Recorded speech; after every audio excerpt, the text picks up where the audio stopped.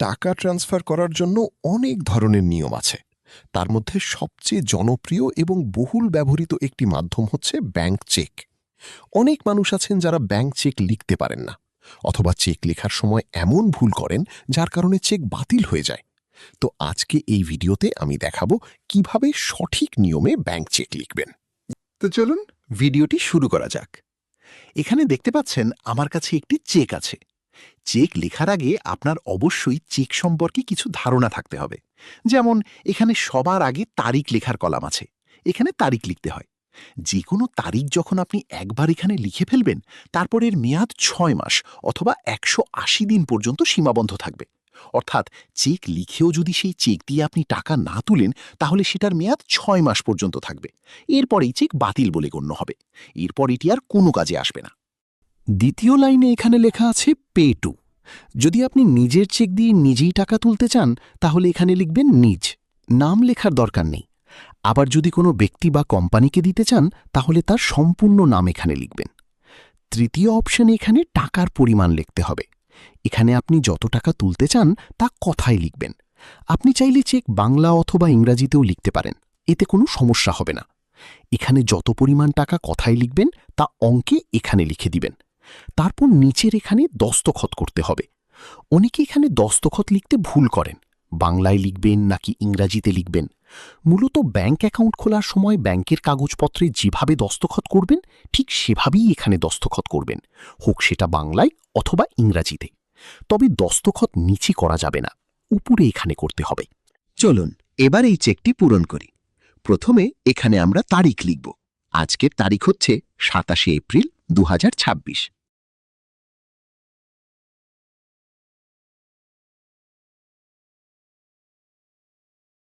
এবার এখানে আমরা উক্ত ব্যক্তি বা কোম্পানির পুরো নাম লিখব যাকে আমরা এই চেকটি দিতে চাই। যদি নিজেই নিজের চেক দিয়ে নিজ অ্যাকাউন্ট থেকে টাকা তুলতে চাই, তাহলে এখানে বাংলায় নিজ অথবা ইংরেজিতে সেলফ লিখব। তো এই চেকটি আমি অন্য আরেকজনকে দেব, তাই আমি এখানে তরিকুল ইসলাম লিখে নিলাম। এবার এখানে টাকার পরিমাণ দিতে হবে, কত টাকা আপনি তুলতে চান। যেমন আমি এখানে 1 লক্ষ টাকার একটি চেক লিখতে চাই, তাই এখানে কথায় 1 লক্ষ টাকা লিখে শেষে মাত্র দিয়ে দাড়ি দিয়ে নিলাম।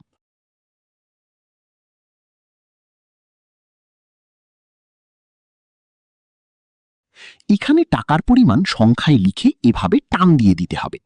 এরপর এখানে দস্তখত করতে হবে, যেভাবে ব্যাংক অ্যাকাউন্ট খোলার সময় দস্তখত করেছিলেন ঠিক সেভাবে। এবার আপনার চেক লেখা হয়ে গেল। চেকের পেছনে এখানে আপনার আরও 2টি দস্তখত করে দিবেন। দস্তখতটি আপনিই করেছেন তা যেন ব্যাংক কর্তৃপক্ষ পুরোপুরি নিশ্চিত হতে পারেন।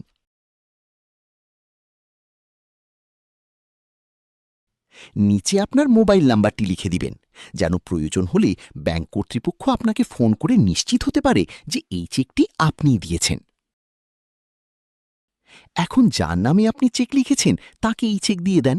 তিনি ব্যাংকে গিয়ে চেকটি ক্যাশ করতে পারবেন, টাকা তুলে নিতে পারবেন।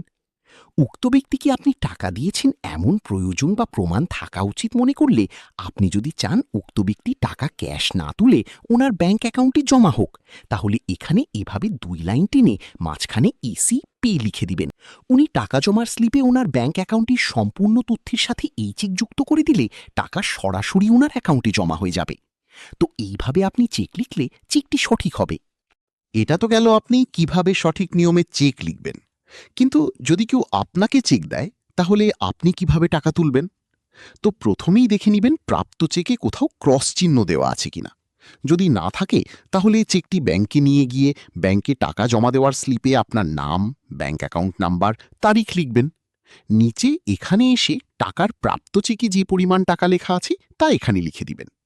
নিচে এখানে আপনার ব্যাংক অ্যাকাউন্ট খোলার সময় যেভাবে দস্তখত করেছিলেন ঠিক সেভাবে এখানে একটি দস্তখত দিয়ে দিবেন। তারপর এখানে আপনার মোবাইল নাম্বার লিখে দিবেন। এবার চেক এবং স্লিপ ব্যাংক কর্তৃপক্ষের নিকট দিলে টাকা আপনার অ্যাকাউন্টে জমা হয়ে যাবে।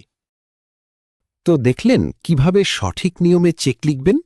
যদি আমাদের এই ভিডিওটি ভালো লেগে থাকে, তাহলে অবশ্যই লাইক, কমেন্ট করবেন এবং শেয়ার করে আপনাদের বন্ধুদের জানিয়ে দিবেন। নিত্য নতুন ভিডিও পেতে চ্যানেলটি সাবস্ক্রাইব করে আমাদের সাথেই থাকুন।